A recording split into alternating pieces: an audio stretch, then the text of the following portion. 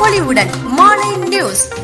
பல மாநிலங்களுக்கு எடுத்துக்காட்டாக முதல்வர் ஒவ்வொரு திட்டங்களையும் மக்களுக்காக செயல்படுத்தி வருவதாக கும்மிடிப்பூண்டி திமுக சட்டமன்ற உறுப்பினர் டிஜே கோவிந்தராஜன் பெருமிதம் தெரிவித்துள்ளார்.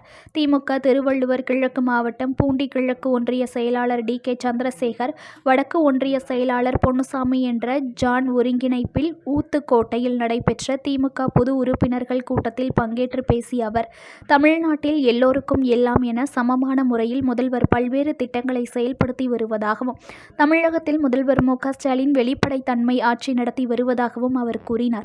ஊராட்சிகள் தோறும் திமுக கூட்டங்கள் நடத்தி திமுக ஆட்சியின் சாதனை திட்டங்களை மக்களிடம் திமுக நிர்வாகிகள் கொண்டு செல்ல வேண்டும் என அறிவுரை கூறினார்.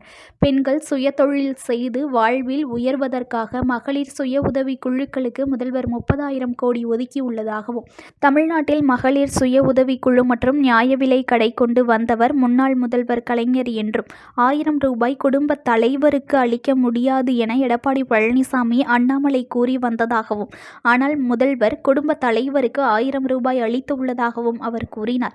குடும்ப தலைவிகளுக்கு 1000 ரூபாய் உதவித்தொகை விடுபட்டு உள்ளவர்கள் திமுக கிளை செயலாளர்கள் கண்டறிந்து அத்தகைய மனுக்களை பெற்று சம்பந்தப்பட்ட அதிகாரிகளை சந்தித்து தீர்வு காணப்படும் என்றார்.